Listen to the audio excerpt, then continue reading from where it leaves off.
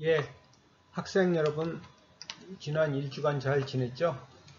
네, 항상 건강하시고, 지내기를 바라겠습니다. 지금 4주차 수업을 시작하겠습니다. 지난 시간에 1장 뒷부분이랑 2장의 앞부분을 배웠는데, 2장이 좀 중요해요. 새로운 용어들이 많이 나오고, 여기 대부분 학생들이 회계학을 처음 공부한다고 제가 생각을 하고 강의를 하는 거기 때문에, 그 2장 앞부분을 복습을 하면서 오늘 3장까지, 가급적 3장 끝까지 하도록 하겠습니다. 2장은 재무제표의 이해고요. 다음 재무보고와 재무제표, 재무상태표, 포괄손익계산서, 여기까지 2장에 보고요. 재무보고라는 것은 기업에 관한 정보를 조직 외부의 의사결정들한테 제공하는 것이다. 그래서 정보 이용자는 기업의 주인이라고 할 수 있는 주주서부터 채권자, 종업원, 정부, 잠재적 투자자, 굉장히 많은 그 정보 이용자들이 있죠. 이걸 또 이해관계자라고 하기도 합니다. 이해관계자라고. 그래서 정보 이용자들이 의사결정에 유용한 정보를 제공하는 것이 그 재무보고, Financial Reporting의 목적이다. 이렇게 되고요. 미사래 그래서 여러분들 한번 사이트 좀 들어가서 찾아보라고 그랬죠. 그냥 네이버에 들어가서 아니면 다른 포탈에 들어가서 KTNG 치면은 이런 게 나오니까 익숙해져라 이렇게 제가 말씀을 드렸고요.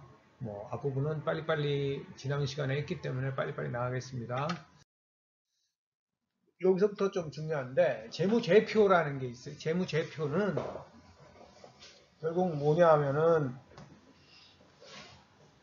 회계라는 게 의사결정을 지원하는 정보를 생산하고 커뮤니케이션하는 거로 활동이다 라고 정의할 수 있는데 이때 정보 이용자들에게 제공할 회계 정보를 담는 그릇에 해당하는 것이 재무제표다. 이런 게.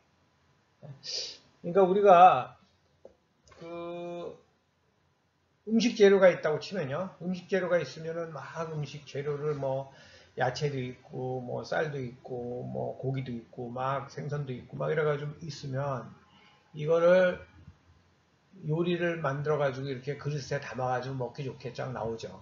이런 거다 이거죠. 의사결정을 하는데 필요할 게 잘 정리를 하고 잘 분석을 하고 잘 다듬어서 그죠? 수집 정리 분석 가공해서 보여주는 게 재무제표, Financial Statement다 이렇게 얘기를 하는 거죠. 그래서 그 재무제표에는 5가지가 있는데 재무상태표, 포괄손익계산서, 현금흐름표, 자본변동표, 주석 이렇게 5가지가 있다. 그렇죠. 그래서 이 재무제표의 작성 책임은 누구냐? 보통은 회계부서라든지 재무부서 같은 데서 이런 거를 격리부서가 존재하죠. 그래서 재무제표를 실무적으로 작성을 하는데 결국은 재무제표라는 게 Financial Statement라는 게 기업 활동의 집약체 뭐라고 할 수 있죠. 집약체라고 할 수 있어요. 그래서 결국은 이런 책임은 재무제표의 작성과 표시에 대한 책임은 경영자, 최고 경영자에게 있음을 보통 미국에서도 이렇게 하고 있다. 이렇게 얘기를 하고 있어요.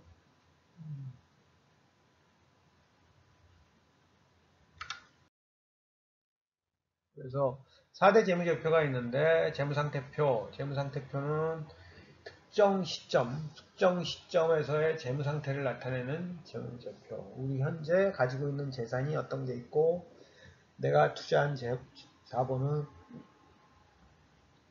얼마나 있고 사업을 하기 위해서 외부로부터 빌린 건 또 얼마고 이걸 나타내는 게 재무상태표고요. 특정 시점이 아니라 일정 기간 동안에 내가 그렇게 사업을 해서 경영성과를 나타내는 보고서를 내는 거를 포괄손익계산서 이렇게 얘기하죠. 그래서 보통 우리가 1, 2, 3, 1, 4분기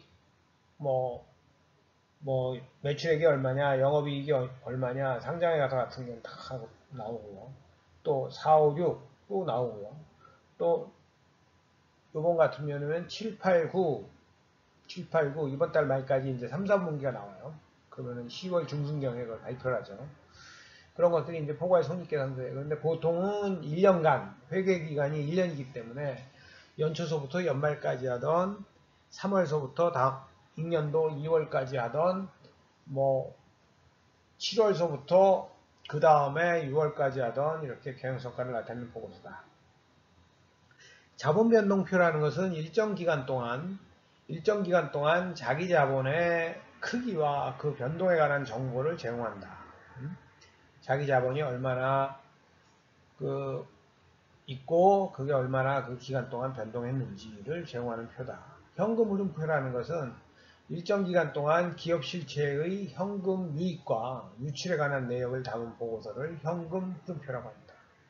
그래서 재무제표의 종류와 역할을 이해하고 경영의 큰 그림을 읽는 감각을 익히는 게 중요하다. 그래서 보통 위에 얘기한 재무상태표, 포괄손익계산서, 자본변동표, 현금흐름표 더하기 주석을 기본 재무제표, 5대 재무제표라고 얘기합니다. 그래서 재무상태표라는 것은 원하는 정보를 제공하는 기업의 특정 시점의 재무상태를 알려주는 보고서다. 그런데 재무상태표에서는 지금 현재 내가 가지고 있는 자산이 얼마나 있는데, 이게 결과죠. 지금 뭐 자동차며, 뭐 거기 휴대폰이며, 노트북이며, 여러분들도 뭐 그렇겠죠. 여러분들이 가지고 있는 자산이 있을 거예요. 대학생 정도면. 뭐 은행에 얼마 있고, 또 여러분들이 가지고 있는 휴대폰이라는 컴퓨터는 그거를 사기 위해서 뭐 빌려줄 수도 있고, 빌릴 수도 있고, 자기 스스로 자본을 투자해서 할 수도 있죠. 자기가 벌어서 할 수도 있죠. 예를 들어서 부모님이 주신 돈이다. 물론 이제 안 빌려준 게 아니라 그냥 받았겠지만 그런 건 부채라고 생각하면 부채에서 조달이 되는 거고, 자본은 여러분들이 스스로 벌어가지고 한 건 자본이다. 기업도 똑같은 거죠. 그래서 뭐 도시업을 한 주식회사에서 자기 돈 100만원과 20만원을 빌려서 낚시도구 120만원짜리를 샀다. 그러면 낚시도구는 자산이 되는 거고, 자본은 자기 돈, 자본금 100만원, 부채는 빌린 돈, 차입금 20만원, 이래가지고 120만원이 되는 거죠. 그 재무상태표 등식이라는 게 나오는데, 자기가 어떤 자산을 가지고 있으면 그 자산을 가지고 있게 된 원인은 자기 자본 아니면은 빌린 자본이겠죠. 그걸 이제 부채를 그래서 타인 자본이라고 그러는데, 그래서 왼쪽을 우리가 보통 특정 시점에 보유하고 있는 자원들 이렇게 얘기를 하고요. 그죠? 이런 자원을 가질 수 있게 된 거는 자기가 자본금을 투자했던지 또는 부채를 자기가 조달했던지 이런 거니까, 자산은 곧 부채 플러스 자본이다. 이게 재무상태표 등식이라고 그래서 가장 기본이 되는 등식이에요. 그죠? 제가 조금 아까 여러분들 얘기를 했지만, 내가 일해서 벌던 뭐해던 원래 가지고 있었던 돈이 있고, 그럼 그게 자본금이다. 뭐 부모님한테 빌렸다, 아니면 뭐 어디 빌렸다, 이런 게 부채죠. 그래서 지금 현재 여러분들이 가지고 있는 은행에는 얼마가 있고, 뭐 컴퓨터 샀고, 뭐 샀고, 뭐 이렇게 되는 거예요. 그래서 이 재무상태표라고 하는데, 이 왼쪽은 기업이 특정 시점에 보유하고 있는 자원이고, 오른쪽은 그 자원이 존재하게 만든 원인, 이거는 자본 아니면 부채겠죠. 그러므로 이거를 일정 시점의 재산 상태를 나타내는 것이므로 작성 시점을 반드시 표시해 주어야 한다. 그래서 아모레 포스트잇 같으면은 이런 식으로 되어 있고, 유동자산이라는 것은 보통 1년 이내에 현금화가 가능한 거, 비유동자산은 1년 이상 걸리는 거, 뭐 유동부채도 비유동부채도 마찬가지죠. 자본금, 뭐 그래서 이런 항목들이 있다. 지난 시간에 자세히 설명했을 거예요. 자산이라는 게 이제 에셋이 중요한데, 자산은 경제적인 가치를 가지고 있는 자원이다. 가치가 있는 물건 또는 권리다. 그래서 과거로부터 어떤 거래나 과거로부터 사건, 일의 결과로서 현재 기업 실체에 의해 지배되고 있는 거. 내 거래야 자산이 나의 자산인 거죠. 기업의 자산. 또 그 자산을 통해서 미래의 경제적 효익, 미래의 뭔가 가치, 경제적 효익을 창출할 수 있을 것으로 기대되는 자원을 우리가 자산이라고 했죠. 잘 알아두세요. 자산이다. 지난 시간에 했고요. 자산의 항목에는 뭐 유동자산, 네? 유동자산과 이제 그 비유동자산이 있죠. 유동자산은 정상적인 영업주기나 1년을 기준으로 비교적 짧은 기간 안에 현금화할 수 있는 자산을 유동자산이라고 이렇게 해요. 비유동자산, non-current asset이라고 그러면은 장기에 걸쳐서 현금 창출에 공헌하는 자산을 우리가 비유동자산이다. 유동자산이 금방 하여튼 짧은 기간 안에 현금화할 수 있는 한 1년이라고 하기도 하고요. 그걸 유동자산이라고 하고 비유동자산은 장기에 걸쳐서 현금 창출에 공헌하는 자산이다. 이렇게 얘기를 하기도 하죠. 얘기를 합니다. 그래서 요거에는 현금 및 현금성 자산, 매출채권, 미수금, 대여금, 금융자산, 재고자산, 유형자산 이런 것들이 있다. 그래서 이런 항목들은 지난번에 얘기를 했기 때문에 네?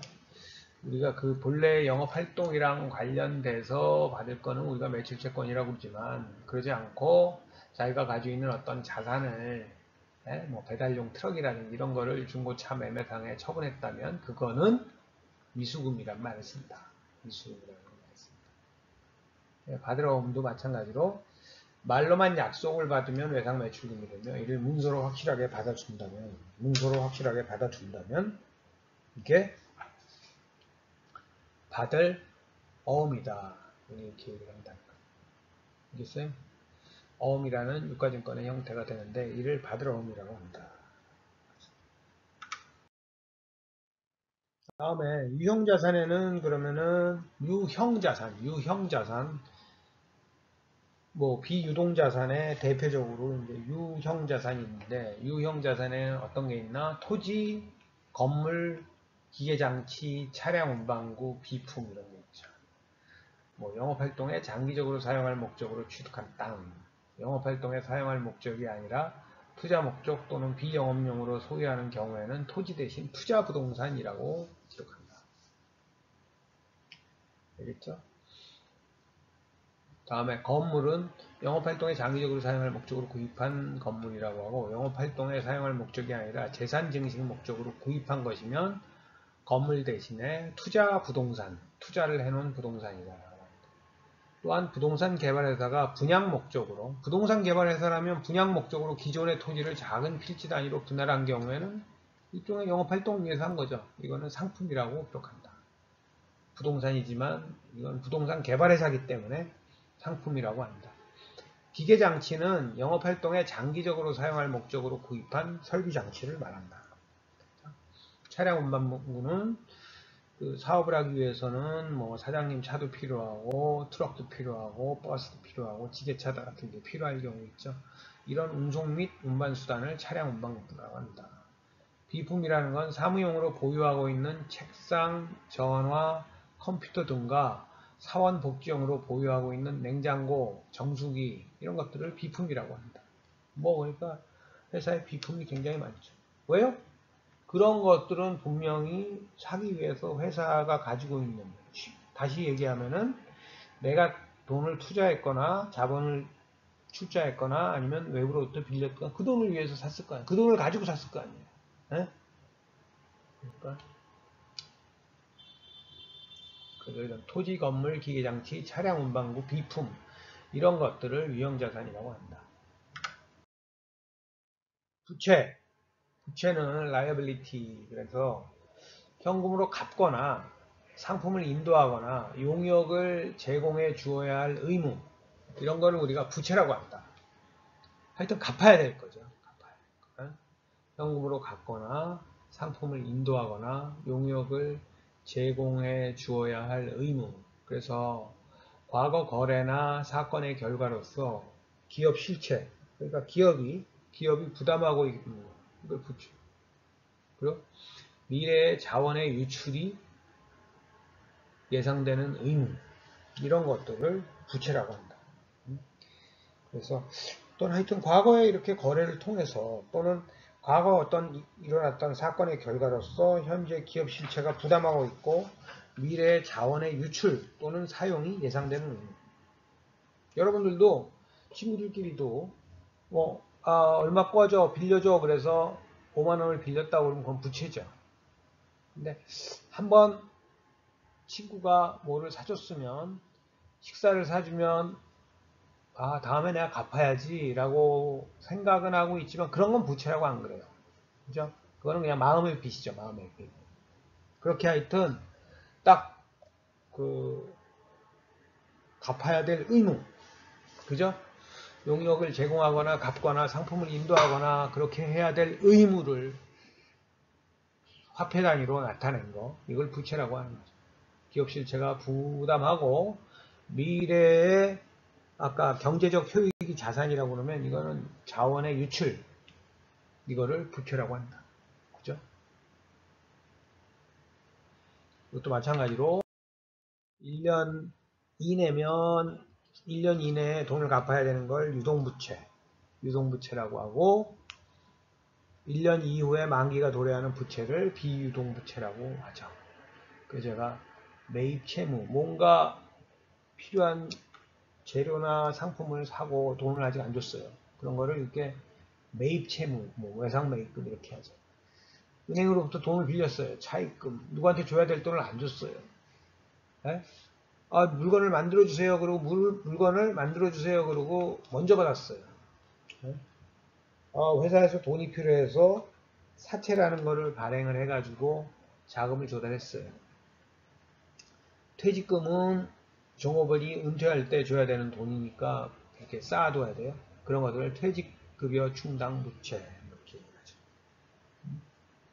여러분 이런 용어들은 책을 통해서 여러분들 반드시 알고 있어야 되고요. 요즘은 이런 용어가 익숙하지 않으면 앞으로 이 회계학을 공부하기 어려워요. 그리고 이런 용어는 꼭 회계학적인 용어라기보다는 기본적으로 실생활에서 다 필요한 용어이기 때문에 여러분들이 잘 모르겠다 이러면은 네이버라든지 이런 관련되는 사이트에서 정보를 찾아보기 바래요. 네? 찾아서 숙지하도록 하세요. 알겠죠? 좀 이게 한자로 되고 이래가지고 좀 여러분들 처음 접하니까 자꾸 익숙해져야 돼요. 네. 다음에는 자본이라는 것은 owners equity 또는 capital 이렇게 하죠. 우리가 책으로 보면 지난 시간에 한번 한 거예요. 네. 그래서 자세히 할 수는 이제 자본 그래서 50페이지인데 자본이라는 것은 에쿼티 캐피탈이라는 것은 기업의 주인인 주주가 자신이 출자한 회사에 대한 네? 그걸 우리 자본이라고 그래요. 네? 이걸 자본, 캐피탈 또는 에쿼티라고 한다. 근데 자기가 출자한 금액과 영업활동을 통해 벌은 순이익을 합한 순수한 자기돈을 말한다. 그죠? 그래서 자본을 한번 투자하면 변하지 않는 것일까? 아니죠. 한번 투자하고 나서 우리 이익이 나면 그만큼 자본이 늘어나는 거고 손해가 나면 그만큼 줄어드는 거고 또 유상증자라든지 이런 활동을 통해서 더 자본금을 늘릴 수도 있는 거고 그죠?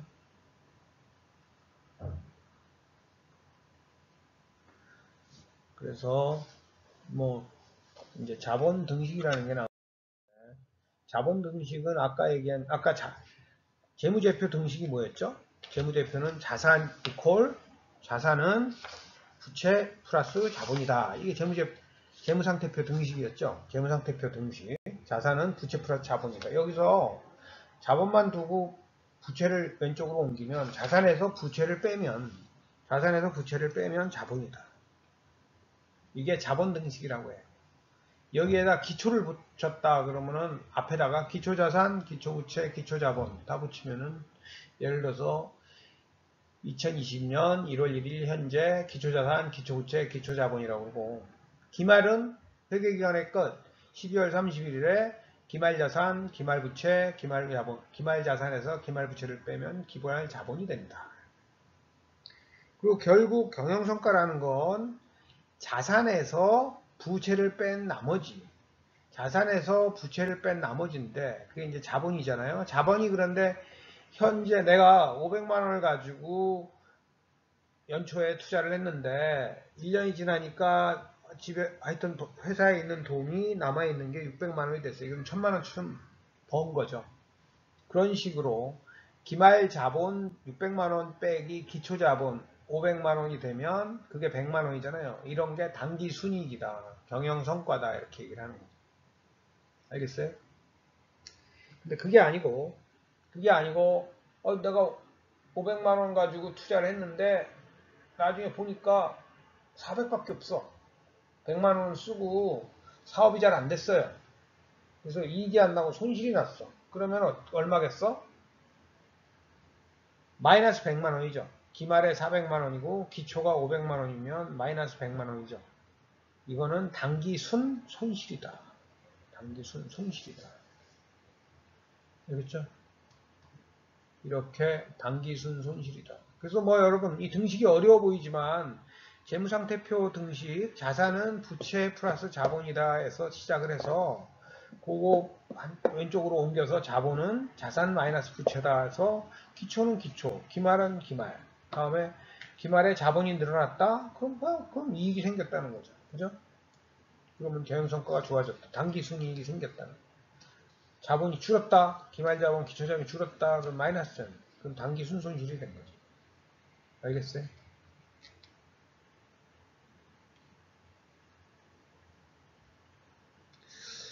그래서 자본은 어떤 면에서는 자산평가액에서 부채를 차감한 잔액으로 계산하잖아요.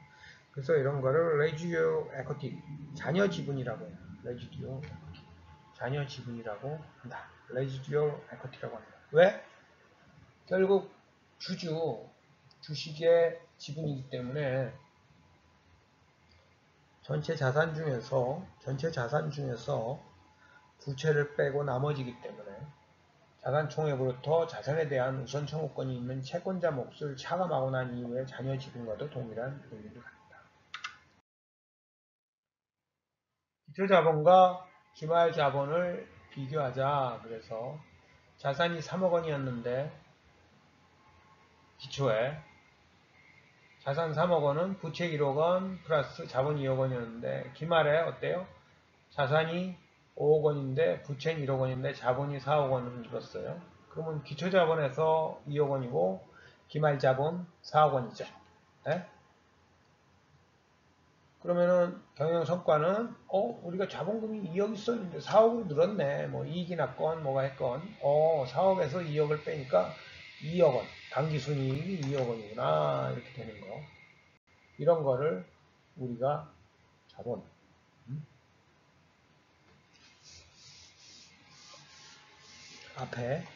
앞에 그 자본 등식의 예를 보여줄 수 있는 거죠. 그죠?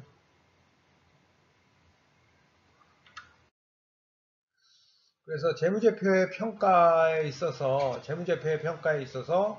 채권자, 주주 등 이해관계자가 특정 회사의 자산을 평가하는 것은 그 해당 자산들이 그 영업활동을 통해서 이익을 가져다 줄 수 있는 역량과 잠재력이 있는지, 그리고 현금 창출 능력이 있는지, 미래의 성장을 위한 원동력이 될 수 있는지 살펴보는 거다.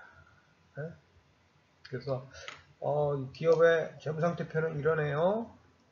이렇게 보면 가지고 있는 자산들과 부채와 자본들이 나오는 거잖아요. 네? 그래서 이게 아마 미래에 이런 것들을 가지고 있는 거 보니까 미래의 성장 가능성이 있네요. 이렇게 볼 수 있다라는 거죠. 예를 들어서 이 기업은 특허를 많이 가지고 있네요. 그죠? 그러면은 좋은 거예요. 네? 특허가 이 기업은 뭐 좋은 브랜드를 가지고 있네요. 그것도 자산이 있죠. 네. 또 이 기업은 기계 같은 걸 가지고 있는데 아주 좋네요. 아니면 이 기업은 아주 목이 좋은데, 입지가 좋은데, 위치가 좋은데, 뭐 건물도 있고 토지도 있고 하네요. 좋은 거죠. 그런 면에서 여러 이해관계자들한테 이런 재무상태표는 재무제표의 가장 기본으로서 중요한 정보를 제공하는 역할을 한다. 그죠?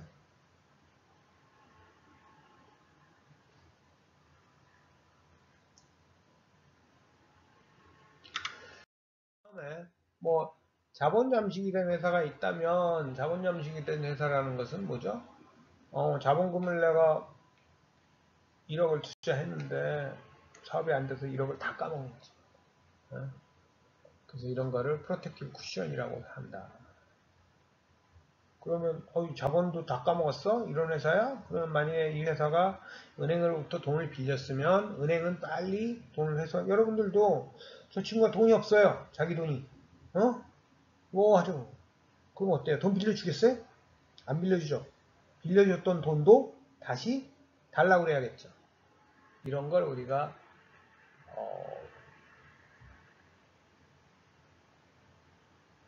예방적 쿠션이라고 한다. 자본.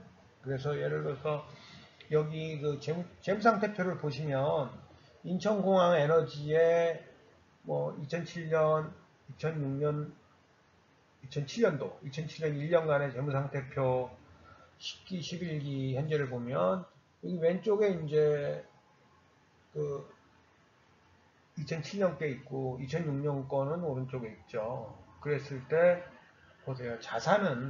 자산이라는 건 어때요? 늘어났어요. 유동자산이 157억에서 201억으로 늘어났어요. 비유동자산은 비슷해요. 1445, 1449 늘어났어요. 자산 총계를 보면 1603억 원에서 1650억 원으로 한 47억 원 정도 늘어났어요. 그죠? 하여튼 1년에 47억 자산이 늘었네. 좋은 회사네. 이렇게 보는데 이것만 보면 안 되죠. 오른쪽에 보면 부채가 유동부채는 줄어들었어요. 381억에서 360억 한 21억이 줄었네요. 그건 좋은 거예요. 그건 고무적이에요. 비유동부채 좀 오랫동안 안 갚아도 되는 유채는 1080억에서 1164억으로 늘었어요. 84억이나 부채가 늘었네. 이렇게 되는 거죠. 그죠? 물론 이제 빨리 갚아야 되는 것보다는 오랫동안 빌릴 수 있는 거가 더 유리하긴 하지만 어쨌든 부채가 늘었어요. 부채가 늘었다는 건 뭔가 하여튼 이 자기 자본이 늘어야 되는데 부채가 늘었다는 거는 조금 회사가 뭐 어렵다 이렇게 볼 수 있죠. 그러니까 자본금을 보니까 자본금이야 뭐 똑같겠죠. 그래서 자본 조정은 좀 한 거. 근데 이익잉여금이 뭐예요? 이익잉여금이 400억이 있었는데 413억 마이너스. 지금 2006년에도 그렇고 마이너스 400억, 2007년에도 마이너스 413억. 자본이 잘 보니까 뭐 여러분들 자본 조정이라든지 잉여금 이런 것들은 하여튼 이익이 나서 남아놓으면 그걸 몰려놓은 거를 잉여금이라고 그러고 자본은 뭐 주식이나 이런 거 형태로 돼 있으니까 그때그때 시장 가치에 따라 좀 조정한 거겠네. 그런 거 세부적인 내용은 여러분은 그냥 저거 하더라도 어쨌든 뭐예요? 자본이 142억이었었는데 15억이 줄었어요. 15억이나 1년 동안 줄었어? 열심히 일을 했으면 자본이 늘어나야 되는데 줄었어? 회사가 좀 문제가 있네. 어렵네. 이렇게 볼 수 있죠. 네? 여러분들 뭐 지금 여러 가지 이유로 뭐 코로나도 그렇고 여러 가지 환경적인 이유로 어려움에 처한 기업들이 많이 있죠. 항공사라든지 여러분들 관심 있을 만한 뭐 그런 기업들은 지금 그렇게 자본이 잠식되고 뭐 그래가지고 그런 어려움을 하고 있는 기업들이 많이 있죠. 그래서 자본을 예방적 쿠션 이렇게 얘기를 한다. 네, 여기까지가 아마 지난 시간에 했을 거고 그 다음에 이제 포괄 손익계산서에 대해서 할게요. 포괄 손익계산서는 1년 동안 뭐 그냥 정식 회계연도라 그러면 1년 동안 일을 했을 때 일정 기간을 그냥 1년이라고 보내 경영 성과를 알려주는 보고서다. 그걸 보통 그리고 1년이 아니라 6개월이다. 그럼 반기, 네? 상반기, 하반기 이렇게 얘기하죠. 아니면 분기, 1사분기, 2사분기, 3사분기, 4사분기 경영 성과를 알려주는 보고서를 우리가 포괄 손익계산서라고 한다. 그래서 포괄 손익계산서에는 기간을 나타내는 기간 표시가 항상 붙어 다닙니다. 그래서 기업의 경영성과란 경영활동을 전개한 기간 동안의 경영성과이다. 예를 들면 2020년 1월 1일부터 올 연말까지 했을 때 안 좋은 기업들이 굉장히 많겠죠. 네? 그래서 이거는 기업의 미래 현금 흐름과 수익 창출 능력을 예측하고자 하는 투자자나 채권자의 경우 포괄 손익계산서를 통해 일정 기간 동안 기업이 실현한 경영성과에 보다 관심을 가질 것이다. 그러면 요즘 뭐 이렇게 뭐 증권시장에 여러분들 신문이나 이렇게 언론 같은 데 보면 우리 한참 뭐 마스크 아니면은 진단 이런 거 필요할 때 진단 이런 거 이제 진단을 해야 되니까요. 코로나에 감염이 됐는지 음성인지 양성인지 그 진단해야 되니까 그런 거랑 관련된 뭐 회사들이 상당히 영업이익이 많이 나오고 성과가 좋았죠. 좋죠. 지금 좋고 뭐 시젠이라든지 뭐 몇만 원밖에 안 하던 게 지금 뭐 몇십만 원 올라가고 있고 뭐 수젠텍이라든지 뭐 랩지노믹스라든지 그런 회사들이 좋은 거. 근데 이제 그런 것들을 금방금방 알 수가 없죠. 네? 뭐 그냥 여러분 매일 우리가 그전에는 뭐 마스크를 쓰고 다녔나요? 마스크 쓰면 사람들이 이상하게 봤잖아요. 그죠? 그래서 안 썼는데 지금은 마스크를 안 쓰면 이상하고 기분 나쁘잖아요. 같이 뭐 엘리베이터나 대중교통 탈 수도 없고 싫어. 그러면 마스크 장사들이 마스크를 만들어 파는 사람들이 얼마나 더 그런 식으로 일정 기간 동안 이익을 많이 번다. 그러면은 뭐 마스크 사업을 하는 기업이 있다 그러면 작년에 뭐 돈을 벌었겠어요. 그죠? 뭐 그냥 황사나 이런 것 때문에 좀 필요하겠죠. 아니면 의료용이나 이런 쪽으로 해는 지금 뭐 전 국민이 그리고 전 세계 사람들이 필요로 하니까 엄청나게. 그래서 미국에 이제 3M 같은 회사 있잖아요. 여기 포스트잇 만드는 회사. 그런 회사들도 뭐 마스크 일정 부분을 마스크로 이렇게 만드는 회사를 하고 그랬다는 거 아니죠. 그래서 이제 미국같이 제조를 다 이렇게 외국에서 우리나라나 대만이나 중국이나 이런 데서 제3세계에서 다른 나라에서 하는 회사들 때문에 이런 위기 상황에서 굉장히 힘들었다. 굉장히 많은 사람이 죽고 아니 확진자가 되었는데 손도 쓸 수 없고 뭐하다. 그래서 앞으로는 그런 기업들이 미국으로 다시 들어오게 해야겠다. 이걸 우리가 리쇼어링 뭐 이런 얘기를 하는 거죠. 네? 오프쇼어링 그러면은 우리는 디자인만 하고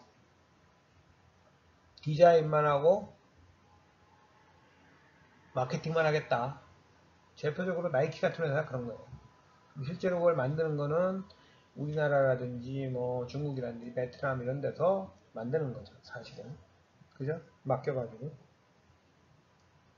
그럼 좋았었는데 그게 이렇게 요번처럼 아주 필수적인 경우에 그거 하나가 없어서 뭐 생산을 할 수 없고 돌릴 수 없고 또 뭐 국민들 우리들이 굉장히 위험에 처하고 건강상의 위험을 처하고 이러면 안 된다.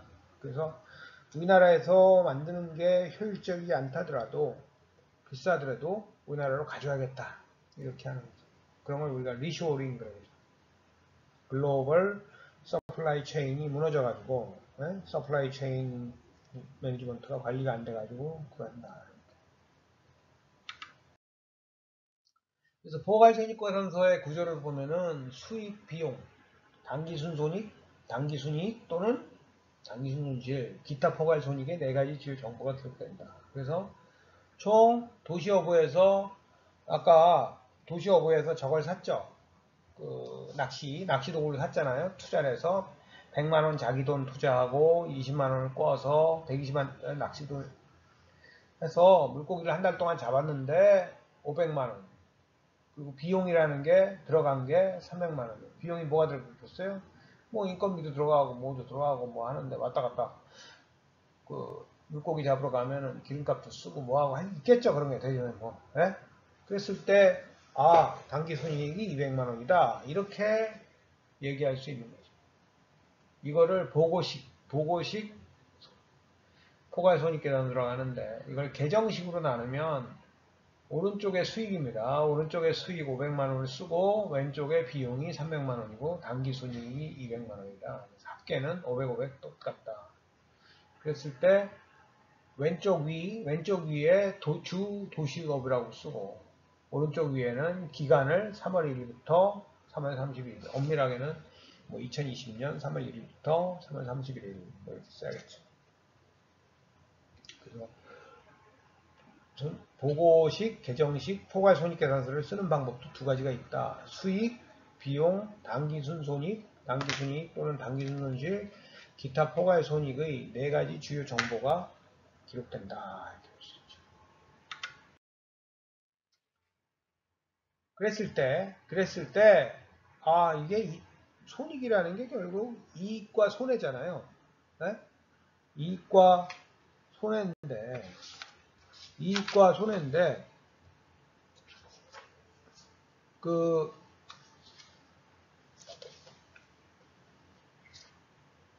그런 이익과 손해를 보는 걸 가지고 여러 가지 분석을, 이 회사가 얼마나 건강한지 분석을 할 수 있죠. 네? 재무적으로 얼마나 건강하고 비전이 있는지, 이익을 잘 내는지. 그랬을 때 매출액에서 매출원가를 빼요. 매출액에서 매출원가를 빼면 매출총이익이 나와요. 그죠? 그러면 전체 매출액에서 매출총이익은 얼마냐가 매출총이익률이에요. 알겠죠? 그런데 매출원가 말고도, 매출원가라면 말하자면 아까 뭐 마스크를 만든다고 할 때 재료비니 인건비니 뭐 이런 경비라든지 이런 게 들어간 게 매출원가고, 그거 말고 예를 들어서 그런 걸 하기 위해서 뭐 홍보를 해야 된다든지 어디 거래처랑 뭐 그거 할 때 필요한 돈이라든지 이런 것들까지 일반 관리비까지 빼야겠죠. 그죠? 그런 거를 우리가 그것까지 뺐을 때 당기순이익이라고 해요. 알겠어요? 당기순이익. 그러면은 매출액분의 당기순이익 하면은 매출액 순이익률, 뭐 당기순이익률 이렇게 얘기할 수 있고, 영업이익, 영업이익은 매출액에서 일반관리비를 뺀 영업이익 이렇게 얘기하는 거죠. 거기다가 그 외에 기타 여러 가지 비용들을 다 최종적으로 나오는 걸 당기순이익 이렇게 얘기해요. 이거 하여튼 좀 공부 좀 더 할 거예요. 이걸 기능별 포괄 손익계산서를 활용한 분석이다. 그래서 여러분들 특히 2장에서는 여러분들이 용어 같은 거를 잘 알아놓는 게 중요합니다. 그래서 매출액에서 매출원가를 빼면 매출총이익이다. 매출액에서 매출원가를 빼면 매출총이익이다. 또 매출총이익에서 판매비와 관리비를 빼면 영업이익이다. 영업이익률은 그러니까 당연히 매출액분의 영업이익이겠죠. 영업이익에서 영업 외 손익. 내가 영업을 통해서 돈을 벌거나 손해를 보거나 그런 게 아니라 뭐 예를 들어서 은행에 넣어놨는데 은행 이자가 나왔어. 이건 내가 영업을 위해서 번 돈 아니에요. 그런 것들을 더하고 뺀 거를 법인세 비용 차감 전 순이익 이렇게 얘기해요. 법인세 비용 차감 전 순이익 이렇게 얘기해요. 거기에다가 법인세 비용 차감 전 순이익에다가 법인세, 세금, 말하자면 세금을 뺐다. 그러면 당기순이익 이렇게 나오죠. 우리나라는 20%대죠. 20%. 당기순이익 이렇게 되죠. 그러면 당기순이익에다가 기타 포괄손익을 하면 총포괄손익 이렇게 나는 거예요. 알겠어요? 그래서 우리가 이건 좀 책을 보시고 제가 몇 가지 책에서 몇 가지 좀 더 추가적으로 제가 보여드릴 게 있으니까 53페이지 봅시다. 53페이지를 보시면 아까 얘기한 건데 자본금이랑 이익잉여금에 대한 거예요. 자본금이랑 이익잉여금에 대한 건데 주식회사의 재무상태표, 아까 얘기한 재무상태표에서 자본은 자본금과 이익잉여금 등으로 분류됩니다. 자본금은 아까 얘기한 소유주가 직접 출자한 금액을 주식의 액면가액으로 나타낸 거. 하여튼 출자한 금액이죠. 이게 자본금이고, 이익잉여금은 영업활동을 통해서 발생한 이익 중에서 기업이 소유주에게 배당금으로 지급된 것, 그러니까 밖으로 나간 거, 회사 밖으로 나간 거를 제외하고 기업 내부에 남겨진 이익을 나타낸다. 알겠죠? 아까 이익잉여금이라는 용어가 나오는데 이익잉여금은 딴 게 아니라 이런 거라는 거예요. 거기 예를 봅시다. 2년 전에 설립된 주 까사미아의 첫 해 이익이 2만원이었고 이 중에 배당금을 15,000원 지급한 경우에 5,000원은 회사에 남아있잖아요. 예? 5,000원은 회사에 남아있어요. 이게 첫 해 기업 내에 남겨진 이익잉여금이다. 예? 이걸 뭐 유보금이다 이렇게 얘기해요. 유보금. 그랬을 때 둘째 연도에 이익이 7만원이었고 배당금으로 3만원을 지급했다면 당기 유보분 4만원과 지난 연도분 5천원을 합친 4만 5천원이 기업에 누적된 이익잉여금이 된다. 중요한 것은 이 잉여금이 누구의 몫인가 하는 점이다. 이거는 돈을 남아서 쌓이면 자본금이 그만큼 증가된 거죠. 그럼 회사의 몫이 아니고 주주의 몫이라는 점을 분명히 기억해 두어야 한다. 그죠? 실제로 돈 계산이 분명치 않은 기업의 경우 아직도 이익잉여금을 회사의 것으로 착각하는 경향이 있기 때문이다.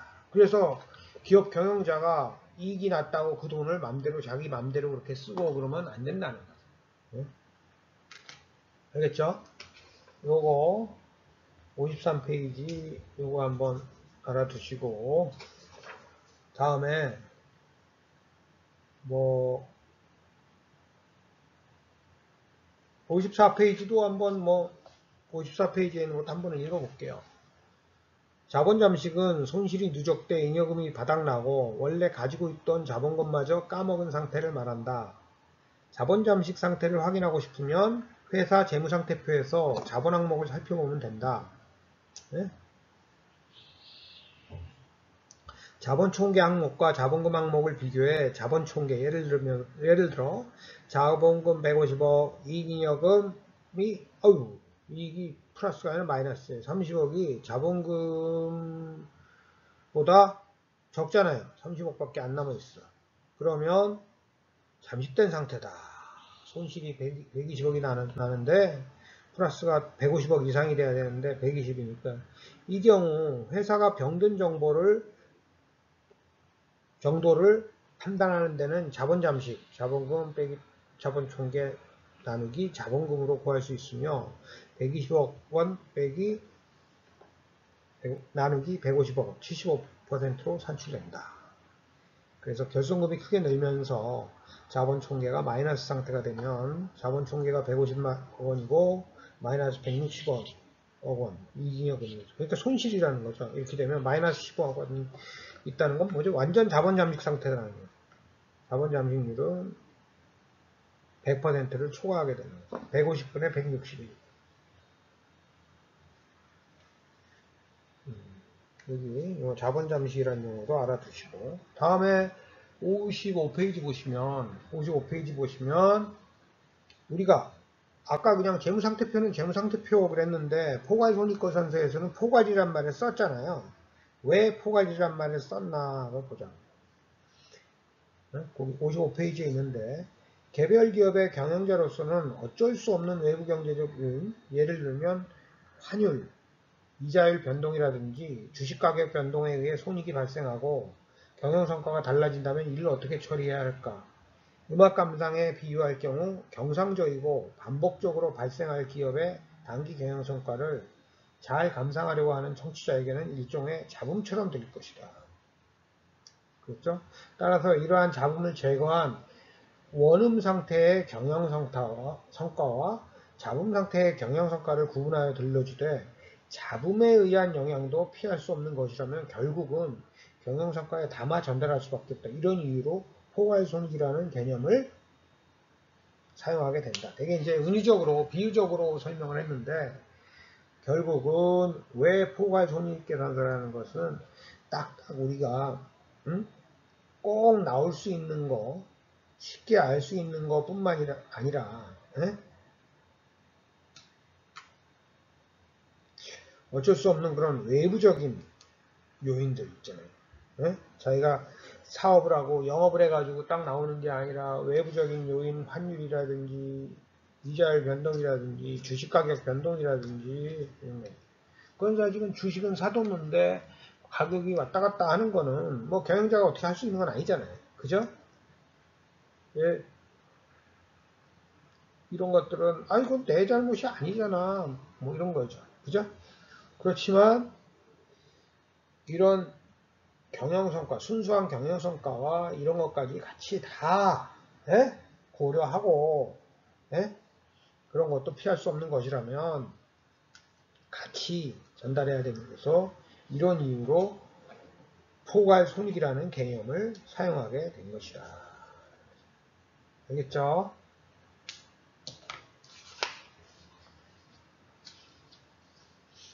다음에 여러분들 57페이지에 보면은 요거는 아까 제가 설명을 했는데 강조를 안 해서 또 혹시나 그한 학생들이 있을지 모르는데 그 57페이지 그 네 가지 나오죠. 네 가지. 어떤 이 기록, 약속인데 수익을 T자 형식의 오른편에 기록하는 이유는 수익을 T자 형식으로 봤을 때 아까 수익이 오른쪽에 있죠. 위에 보면 도시어부 거기서 오른쪽에 있죠. 이 계정식인 경우에 오른쪽에 있는데 그 이유는 재무상태표의 오른편에 자금이 조달 원천인 자본과 부채 항목이 기록된 것을 기억한다면 포괄손익계산서에서도 영업활동을 통하여 돈이 들어올 수 있도록 해주는 항목인 수익 항목을 오른편에 기재하는 것이 쉽게 이해할 수 있다. 왜냐하면 자본이랑 부채가 오른쪽에 기록되니까 포괄손익계산서에 영업활동에 돈이 들어오니까 원천이니까 이게 오른쪽이다. 다음에 비용이라는 것은 T자 형식의 왼편에 기록하는 이유는 무엇일까? 그래서 재무상태표의 왼편에는 자금이 사용되거나 투자되어 취득된 자산을 기록한다. 이런 것을 기억한다면 마찬가지로 포괄손익계산서에서도 수익을 창출하도록 영업활동을 지원하거나 영업활동을 위해 해상되거나 사용되어야 할 항목인 비용. 이건 결국 자산이 그만큼 들어간 거죠. 그런 것들을 왼편에 기재한다는 것을 쉽게 이해할 수 있다. 그럼 얘가 예를 들어서 물건을 얼마를 가지고 있었는데 그거를 팔았다. 그건 비용이 되는 거죠. 그러니까 왼편에 기억하고 오른편에는 그거로 인해서 돈이 들어오거나 매출채권이 들어오니까 그건 오른편에 기억한다. 당기순이익을 비용 항목이 계상되는 왼편에 기록하는 이유는 무엇일까? 수익이 비용보다 크다면 오른편이 그만큼 많고 왼편이 적은 거죠. 그럼 그 차액만큼은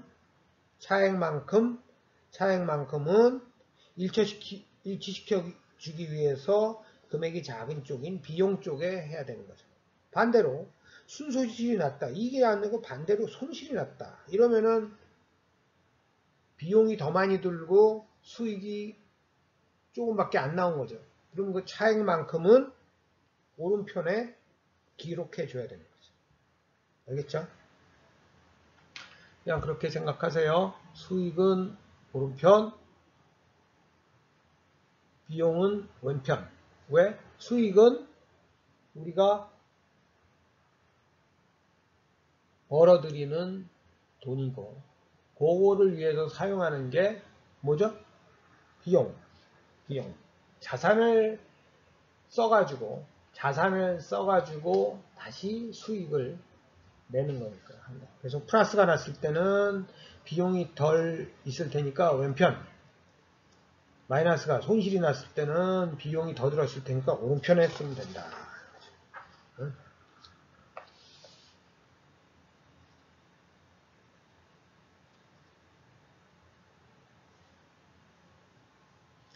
그리고 이제 뭐 포괄손익계산서 이런 거는 뒤에 부록에 또 있으니까 이 정도 책을 여러분들이 공부하고 넘어가도록 합시다.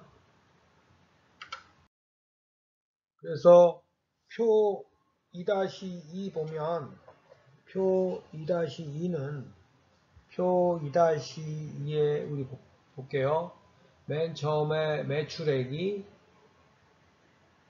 뭐 주식회사 아모레퍼시픽에 2018년 1월 1일부터 2018년 12월 31일까지 네요. 그러면은 아모레퍼시픽 그 유명한 그 화장품 회사죠. 설화순이 뭐 이런 거 나오는 거. 그러면은 18년 1월 1일부터 12월 31일까지 했을 때 매출액이 3조 6,707억 원이죠. 3조 6,707억 원. 거기에서 매출효과를 보니까 1조 1,550억 원이죠. 그러면은 매출액에서 매출원가를 빼면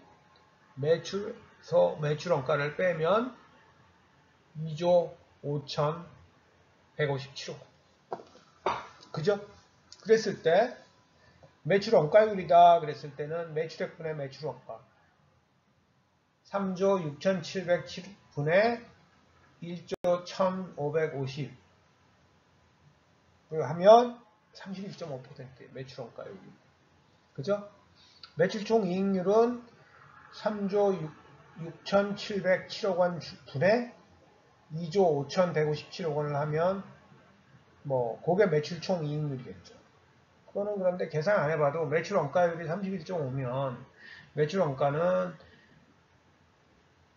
매출원가 플러스 매출총 이익률은 당연히 1이 돼야 되기 때문에 68.5%가 나오겠죠.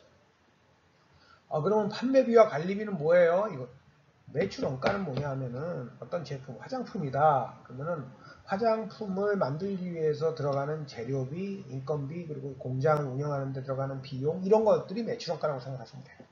30% 되는 거죠. 근데 그것만 있나요? 예를 들어서 사장이 공장에서 일해요? 아니면 인사부, 뭐 기획부 이런 사람들. 또 그게 뭐 여러 가지 활동을 하는데 본사에서 활동하는데 돈도 필요하고 뭐 광고 뭐 이런 것들을 한다는 유통망을 관리한다든 이런 데 또 돈이 필요하겠죠. 그런 것들을 우리가 판매비와 일반 관리비라고 하는 거예요. 그게 2조 1,435억 원이 들어가는 거예요. 2조 1,435억 원이 들어가는 거예요. 판매비와 뭐 관리비 또는 일반 관리비라고 그러죠. 그걸 빼니까 영업이익이 3,722억 원이 나옵니다. 3,722억 원이 나옵니다. 영업이익률이 10.1%, 36707분에 372 그랬을 때 10.1%가 나옵니다. 알겠어요? 그러면 근데 이렇게 큰 회사가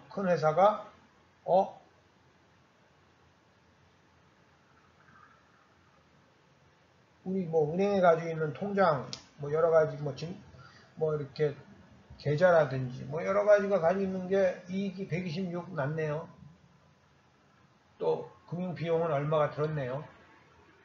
기타 영업의 손익은 마이너스 219억이네요. 이런 거를 하니까 여기서 어때요?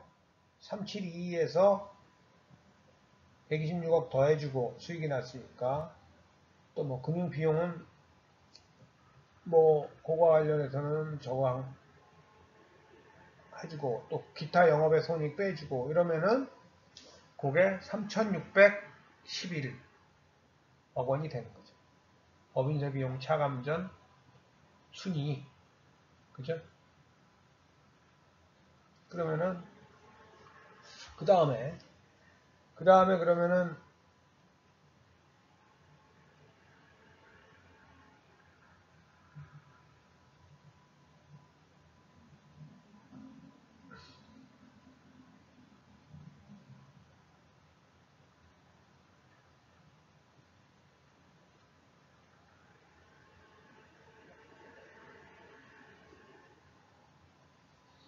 뭐 한 24% 정도 되는데 법인세를 그 정도 낸 거죠. 이익 난 거 중에서 3611.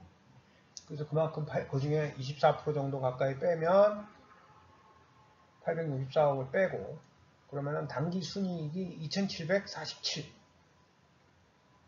2747만 원. 그러면 매출액 순이익률이 맨 위에 3조 6,707억 원에서 2,747 정도가 매출액 순이익률이 한 7.5% 되는 거죠. 7.5%. 네? 뭐 근데 제조업에서 또 그 다음에 기타 포괄 손익이 뭐 230, 또 순확정 급여 부채 재집정 요소 뭐 1억 15, 기타 포괄 손익 금융자산 평가 손익이 15 이렇게 해서 당기 총 포괄 이익은 더할 거 더하고 뺄 거 빼주니까 뭐 2,977. 그래서 보통주 기본 주당 순이익이 한 주당 3,981원, 3,981원이다.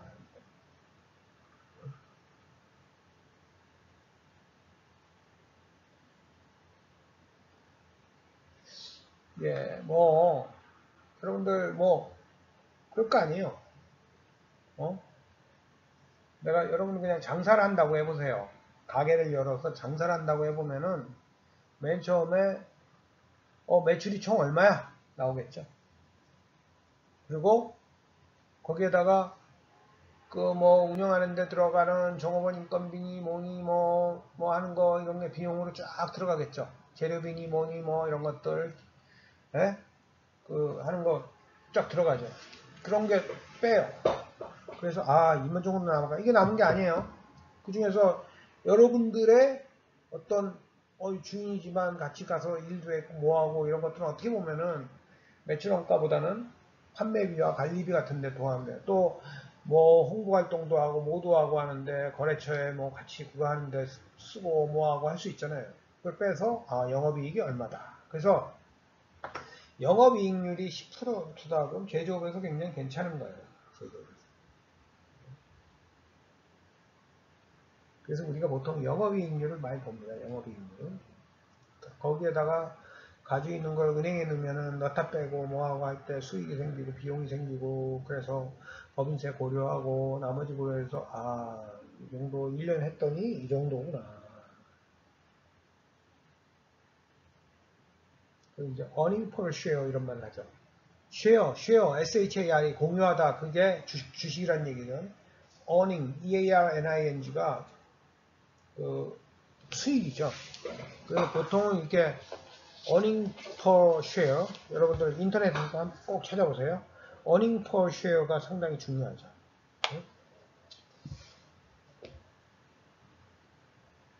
주당 수익, EPS라고 그래요. EPS. earning per share, EPS라고. 그래서 이거는 share, 총 주식수를 이익으로, earning으로 나눈 거죠.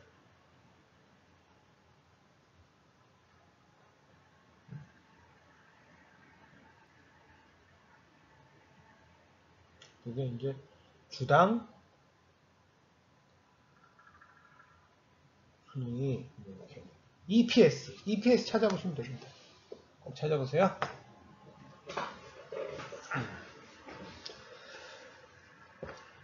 예, 여러분들 뭐 포괄 손익계산서 내용을 좀 아시겠어요? 그 뭐 세부적인 용어 같은 거 모르면은 이제 찾아보시고요. 나중에 이제 차츰 알게 되는데 어쨌든 요런 논리, 요런 과정을 걸쳐서 나온다. 그러면은 우리가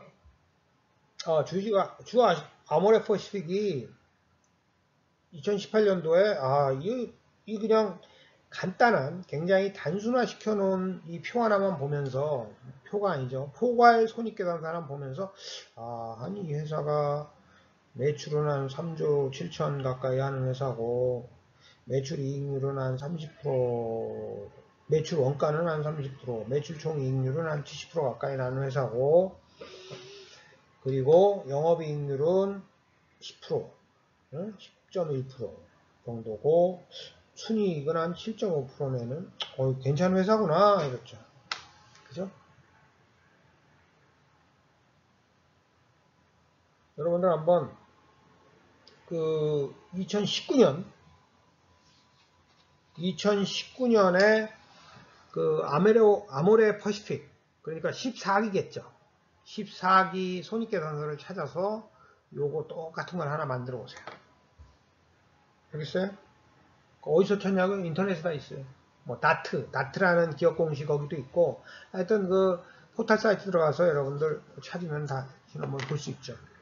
그러면은 매출액이 얼마고, 매출원가가 얼마고, 매출 총이익이 얼마고, 판매비 관리비 얼마고, 영업이익 얼마, 법인세점. 그래서 2016, 17, 18년에 비해서 2019년에 어떻게 됐는지 한번 확인해 보세요. 네? 그래서 한 페이지 숙제, 응? 한 페이지 숙제로 가지고 계세요. 해가지고 쫙 이렇게 한 페이지 글이 요 비슷한 거를 뭐 되게 복잡하고 자세하면은 그 총 여기 요 항목들 매출액, 매출원가, 매출총이익, 판매비와 관리비, 영업이익, 법인세 비용, 차감전 순이익, 법인세 비용, 당기순이익, 당기총 포괄이익. 응?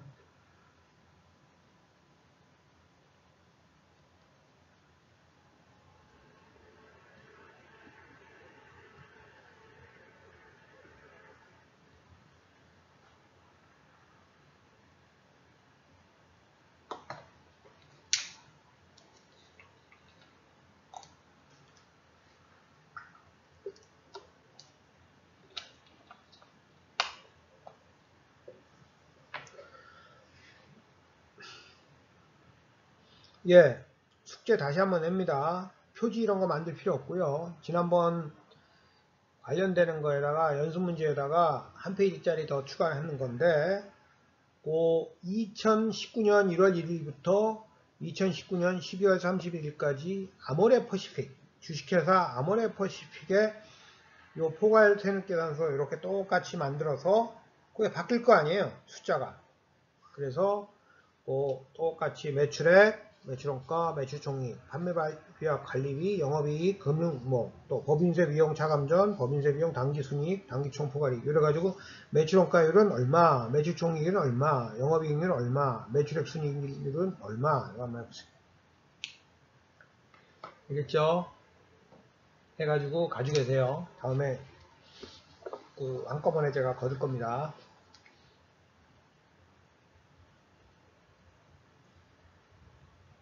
네. 그래서 지금 포괄 손익계산서의 구조와 형식에 대해서 공부를 했고요. 그러면 수익이라는 건 뭐다? 수익은 기업이 특정 기간 동안 고객들에게 일정 기간 동안 고객들에게 뭐 상품을 팔아갈 거 아니에요. 또는 용역을 제공하든지 그렇게 총 판매 가액 영업 실적이 수익이에요. 수익.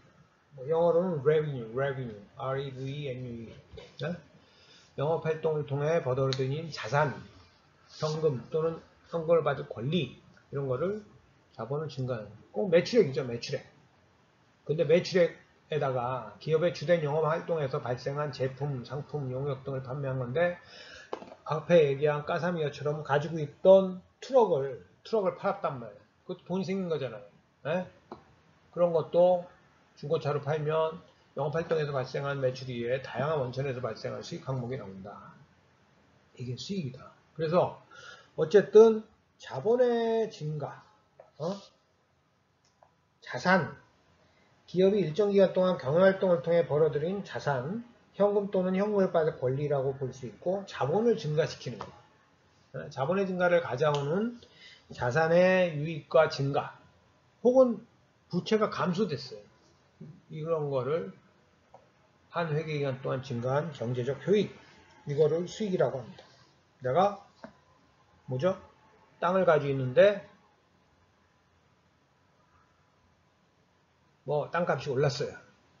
물론 매년 그 오른 거를 반영하지는 않지만 일정 기간 두고 많이 오르면 현실화해서 그것 때문에 세금도 내고 뭐하고 해야 되면 그만큼 수익이 됐다고 할 수 있는 거죠. 주식도 마찬가지고 건물을 놨는데 일정 건물에 세를 줬어요. 그러면 임대료 수익 같은 게 나올 거예요. 그런 것들을 우리가 수익이라고 그런다. 알겠죠? revenue. 그래서 그냥 일반적인 그냥 상품을 만들어가지고 파는 회사 같으면 상품을 팔면은 매출액으로 그래서 들어오는 게 수익이지만 그거 외에 다양한 원천에서 발생한다. 응? 뭐 예를 들어서 여행사나 항공사 같은 데서 보면은 가려고 예약을 했다가 사정이 생겨서 못 가면 그런 거에 대한 위약금 있는 게 있죠. 그죠? 그것도 엄밀한 의미에서는 영업을 통해서 생긴 게 아니잖아요. 그죠? 그런 것도 수익이죠. 네. 넘어갈게요. 다음에는 비용, 수익 비용. 수익이 나오면 항상 비용, expense가 나오죠. revenue와 expense가 나오는데 기업이 수익을 얻기 위해서 일정 기간 동안 소비한 자산, 상품 또는 현금의 지급 및 현금을 지불할 의무, 이런 거, 자본을 감소시키는 거, 이런 거를 우리가 비용이라고 해요.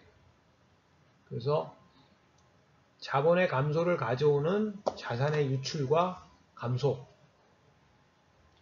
또는 부채의 증가를 통하여 한 회계 기간 동안 감소한 경제적 효익을 우리가 비용이라고 해요. 비용.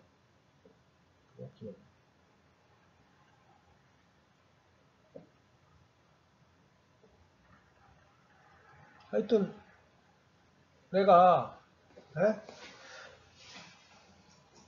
식빵을 만들어서 파는 회사라고 그러면은 식빵을 만들기 위해서 뭐예요? 뭐 밀가루도 사고 우유도 사고 계란도 사고 그랬을 거 아니에요. 그런 것들이 비용으로 드는 거죠. 그죠? 그런 거.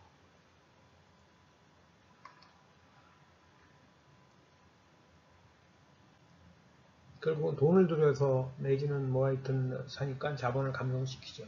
그런 거 비용이라고 해요. 여러분들이 그냥 일상적으로 생각하는 그런 비용이에요. 상품을 구매했다. 상품이 뭐 변동이라면 상품이 그만큼 줄었다. 그리고 여러분들 뭐 내가 가게를 하기 위해서 여러분들이 뭐 학원을 하는데 나 혼자 못하니까 누구 뭐 같이 가르칠 사람을 예를 들어서 음악 학원을 한다고 그러면 같이 가르칠 사람한테 급여를 줘야 될 거예요. 그것도 비용 아니에요.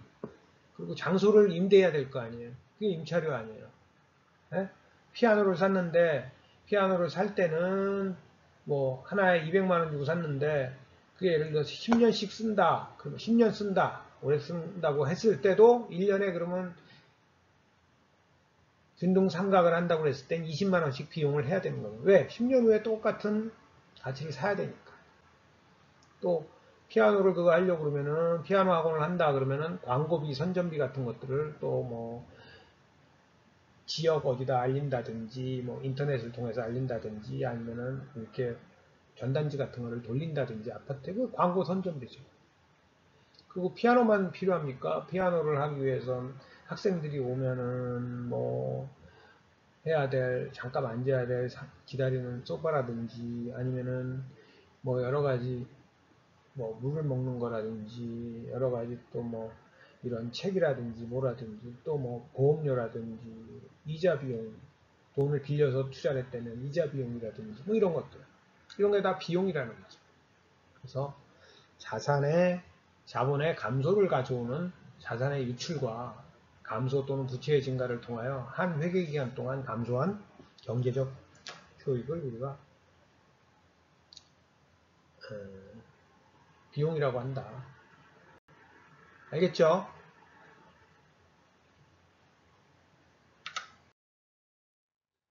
당기 순손익은 수익이 비용보다 많으면 뭐 벌어들인 돈이 쓴 돈보다 많으면 당기 순이익이 기록되고 반대로 수익이 비용보다 적으면 당기 순손실이 넷 로스가 기록된다. 그럴 거 아니에요.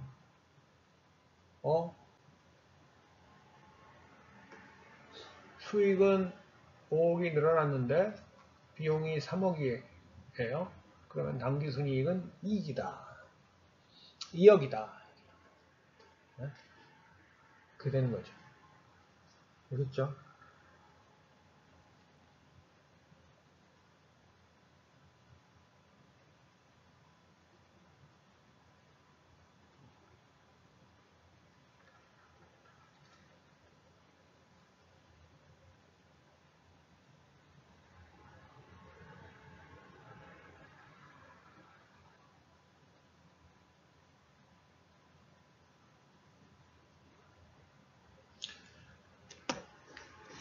알겠죠? 그래서 결국 자본이 순이익 포함해서 그만큼 늘어난 거죠. 그러니까 1년 동안 아까 이거 기초에 2억인데 그만큼 자본금이 2억에서 4억으로 늘어왔다는 거는 결국은 2억이 포함됐다는 거니까 당기순이익 2억이 늘어난 거죠. 알겠죠?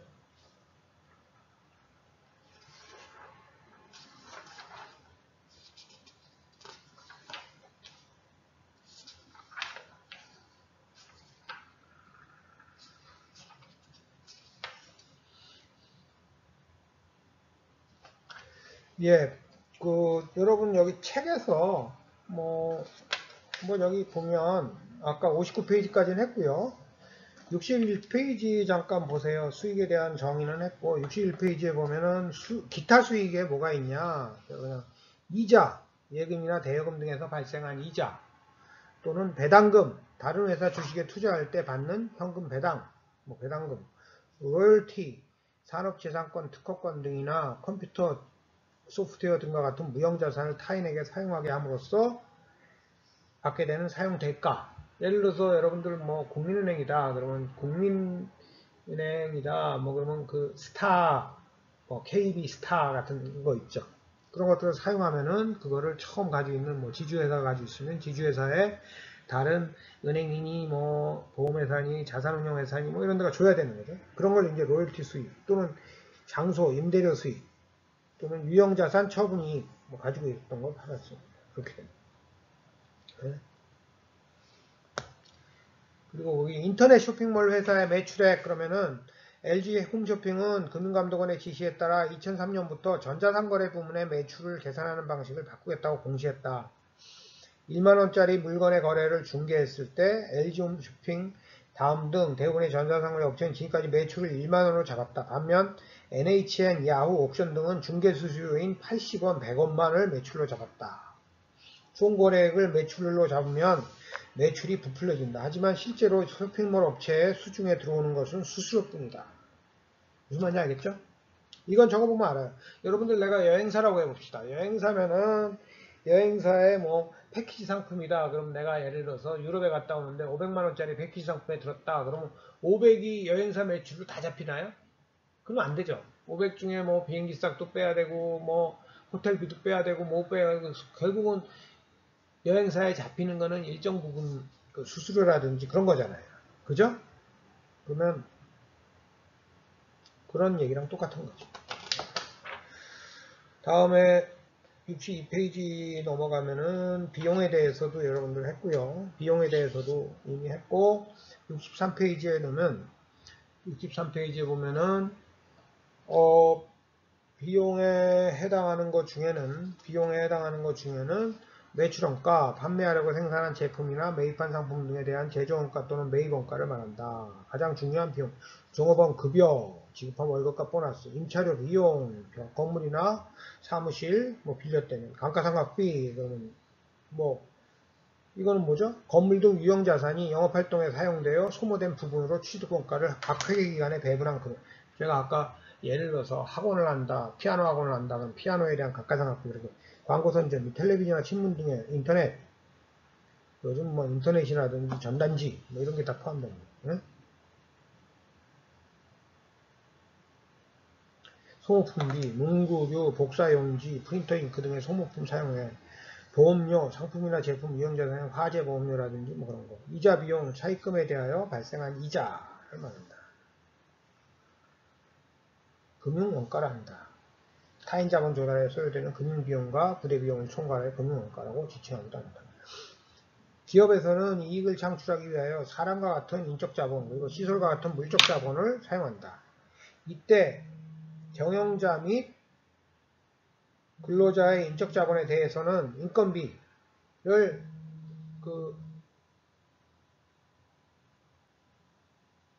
인건비를 감가상각비를 기록하면 타인 자본에 대하여는 이자 비용을 기록한다. 그죠? 타인 자본이 빌린 돈이니까 은행이나 다른. 그렇다면 기업의 주인인 주주들이 출자한 자기 자본에 대한 대가, 즉 배당금은 어떻게 회계 처리할까?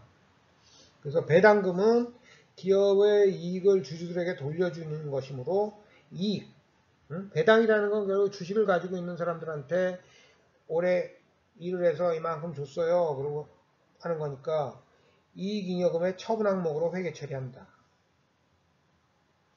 응?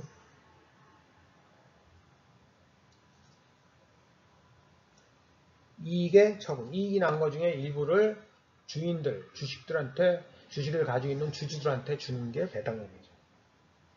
근데 이제 이게 논란이 많이 됩니다. 예를 들어서 뭐 그러면 이익 난 거 다 주면 되잖아. 왜 회사에 남겨? 이런 얘기를 하는데 기업이라는 것은 올해 이익이 났다고 내년에 이익이 난다는 보장도 없고요. 또 계속 경쟁이 치열해지고 뭐하고 여기서는 투자를 해야 돼요. 투자를 하려면 그 투자할 돈이 있어야 돼요. 그죠? 그때 그거 매번 회사 밖에서 꼬은다든지 뭐 한다든지 할 수 없잖아요. 그래서 그런 것들을 사내 유보를 많이 하게 되죠. 그런 것들을 우리가 배당금, 사내 유보 이렇게 되죠. 이제 배당을 한번 하고 나면은 이건 그래서 주주들은 항상 배당을 많이 해달라고 그러고 기업은 나중에 기업이 좀 더 잘 되면 많이 해주겠습니다. 그러고 그걸 유보하려고 하는 그런 유인이 존재하는 거죠. 네?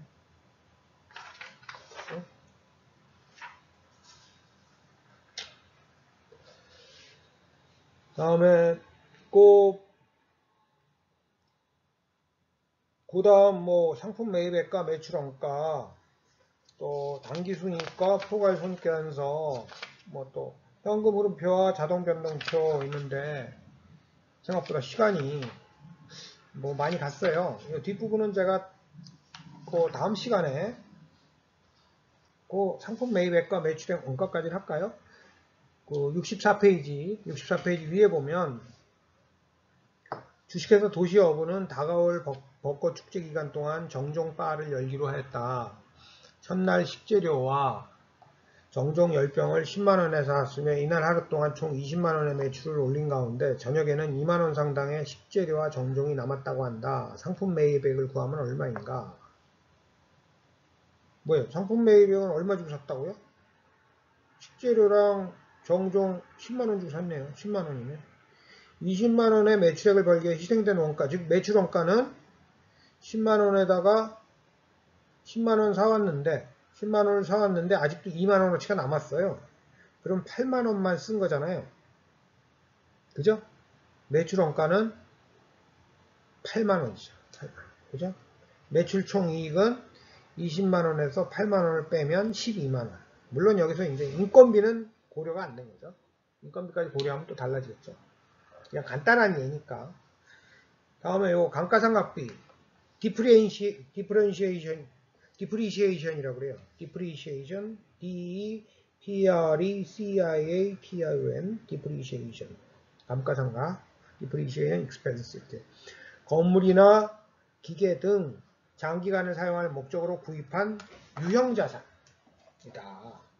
이들은 시간이 경과할수록 사용과 더불어 마모되기 때문에 중고자산으로 전락하게 된다. 따라서 영업활동을 위해 유형자산을 사용함으로써 세무일권이 중고가 된 만큼 감소된 자산가치는 비용으로 인식해야 된다. 회계에서는 함자한 방법에 의해서 취득원가를 비용으로 배분해주고 이를 감가상각비라고 한다. 제가 여러분들 이거 9장에서 배울 텐데 이건 뭐 당연하죠. 아까 제가 피아노로 얘기했죠. 피아노 학원을 해서 10년을 쓴다. 제가 피아노를 몇 년이나 쓰는지 모르겠는데 10년을 쓴다 그러면은 피아노 하나에 뭐 200만원짜리가 있다고 합시다. 200만원짜리가 있으면은 1년에 20만원씩은 가치가 떨어진다. 이렇게 되는 거죠. 더 비싼 500만원짜리면 더 하겠죠. 1년에 50만원이 비용으로 들어가는 거죠. 그죠? 이런 것들을 감가상각비라고 한다.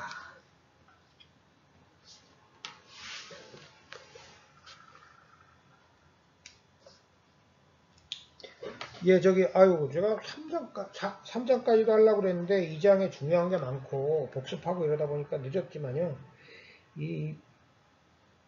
뭐 진도가 보다 확실히 알고 여러분들 공부하는 게 좋으니까 제가 그 64페이지 뒷부분은 뭐 잠깐 제가 다음 시간에 뭐 당기순이익과 포괄손익계산서는 이미 공부한 거니까 하고 바텀이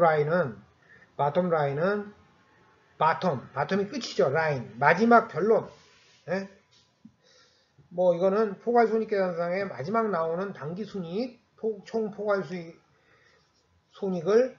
바텀 라인이라고 한다. 이게 마이너스면 빨간 글씨면은 손해본 거고, 이제 이게 플러스가 나와야 된다. 그래서 위에 뭐 캐슬린 조 복수와 다투는 장면에서 다운. 근데 하여튼 당기순이익을 바텀 라인이라고 하기도 한다. 다음에 기타 재무제표에 현금 흐름표와 자본 변동표가 있다. 네, 요거서부터는 제가 다음 시간에 그거 하기로 하고요. 예, 우리가 뭐 생각보다 3장 하려고 했는데 이번 주는 2장까지밖에 못하겠어요. 그래서 여러 번에 걸쳐서 제가 말씀드리지만 진도를 많이 나가고 뭐 이런 것보다도 여러분들이 이해하고 회계학에 대해서 흥미를 갖도록 하는 게 중요하니까 제가 아마 복습도 많이 하고 예도 많이 들고 그러다 보니까 좀 늦어지는 것 같은데, 다시 한번 말씀드리지만 여러분들 항상 저한테 모르는 거 있으면 연락 주시고요. 한 챕터가 끝났을 때는 그 연수 문제를 푸세요. 제가 뭐 2장까지는 뭐 그냥 여러분들이 스스로 이제 풀고, 계산 문제가 나오는 한 3장서부터나 이때부터는 제가 홀수면 홀수, 짝수면 짝수 정해줄게요. 오늘 제가 그러고 아모레퍼시픽 2019년도 그거 하는 거 같고요. 이 책을 공부하는데 뭐 연수문제 풀이라든지 연수문제 해답 포함, 풀이과정 포함해서 나온 책이 있어요. 이 출판사에서, 똑같은 출판사에서 여러분 찾아보면 같이 있을 텐데, 저자만 한 두 분이 늘어났죠.